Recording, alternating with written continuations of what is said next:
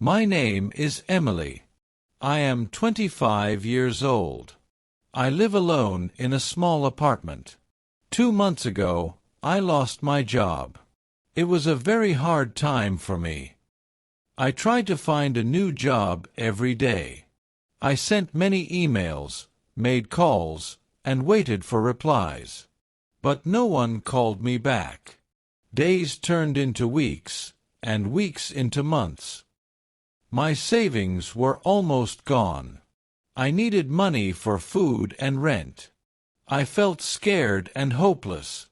One day, my best friend Sarah came to see me. She looked at my worried face and asked, "Emily, are you okay?" I said, "No, I'm not. I don't know what to do." Sarah was quiet for a moment. Then she said something that surprised me. "Emily," she said, "there are rich families who can't have babies.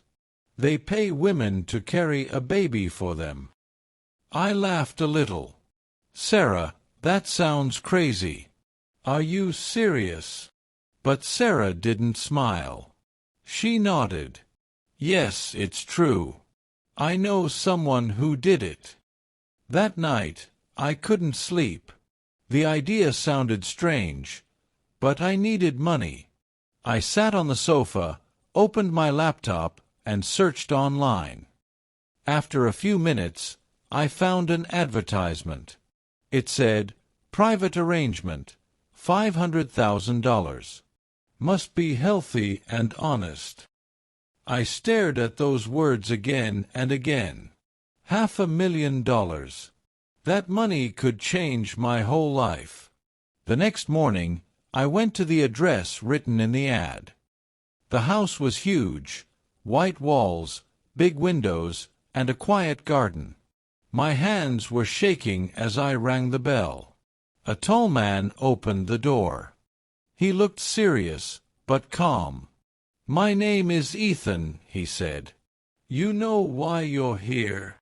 I nodded. "Yes, I think so." He invited me inside and started explaining the rules. His voice was deep and firm. "This is a business deal," he said. "No love. No personal feelings. After the baby is born, you will leave. You will never meet the baby or me again. You must stay here for 9 months. No phone, no contact with anyone." My heart felt heavy. It sounded cold. But I remembered my empty fridge and unpaid bills. I needed that money. Ethan placed a contract in front of me. My hand shook a little as I signed it. That was the start of my new life. 9 months inside a stranger's house. Ethan's house was very quiet. Sometimes, I could hear only the clock ticking. I had my own room, food, and a doctor who visited every day to check on me and the baby. There were many rules. I couldn't use my phone, couldn't go outside, couldn't meet anyone. Sometimes I sat by the window, looking at the city lights far away. Ethan was always busy. He worked in his office all day and rarely talked to me. He was polite, but distant. One evening, I saw him sitting in the living room. He looked tired. He saw me and said, "You can sit if you want." I nodded and sat quietly. After a while, he started talking. "My wife died 2 years ago," he said.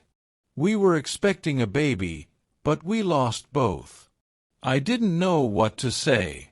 My heart felt sad for him.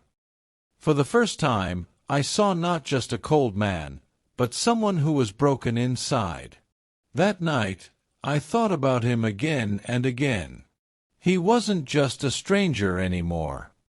He was someone who had lost everything. Days passed. We started talking sometimes.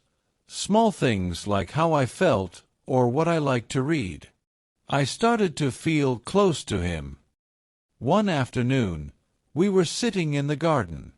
Ethan asked softly, Have you thought of names for the baby?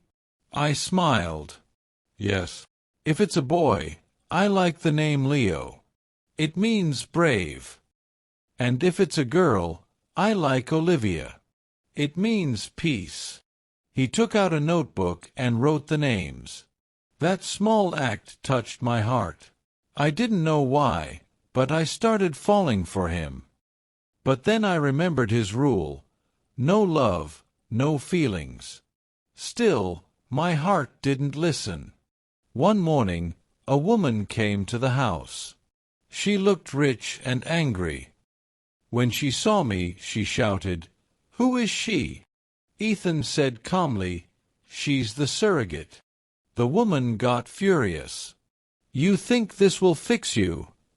she screamed and left the house. Later I found out she was Ethan's ex-fiancée. I went to my room and cried quietly. Ethan came later, but he didn't ask if I was okay.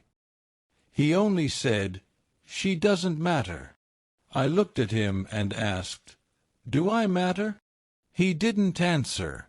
He just walked away. I felt invisible. I wanted to leave, but I stayed. A few days later, I decided to clean his study room. When I opened a drawer, I found a photograph. It was my picture, taken long before I met him. My hands started shaking. How did he have this photo? When he came home, I asked, "Ethan, why do you have my picture?" He looked at me calmly. "I checked your background. I needed to know you were safe and real." Tears filled my eyes. "You had no right to do that. I'm not a product. I'm a person." He didn't speak. I felt my heart break. That night, I packed my things and left. I went to live with Sarah again. 2 weeks later, I still thought about Ethan. I tried to forget, but I couldn't. One morning, I felt a small kick inside my belly. I smiled and whispered, "You're strong, little one." That evening, someone knocked on the door. When I opened it, my heart stopped. It was Ethan. He looked tired, holding flowers in his hands. "Emily," he said softly, "I broke my own rule. I fell in love with you." Tears came to my eyes. He continued, "I don't want this to be just a deal. I want you, and our baby, to stay with me." I stepped closer. My voice shook. "Are you sure?" He nodded. "Yes. I want a real family, with you." I smiled through my tears. "Yes, Ethan. I'll stay." That moment, everything changed. It was no longer about money or rules. It was about two people and a new beginning, a love that was never part of the contract, but written in their hearts.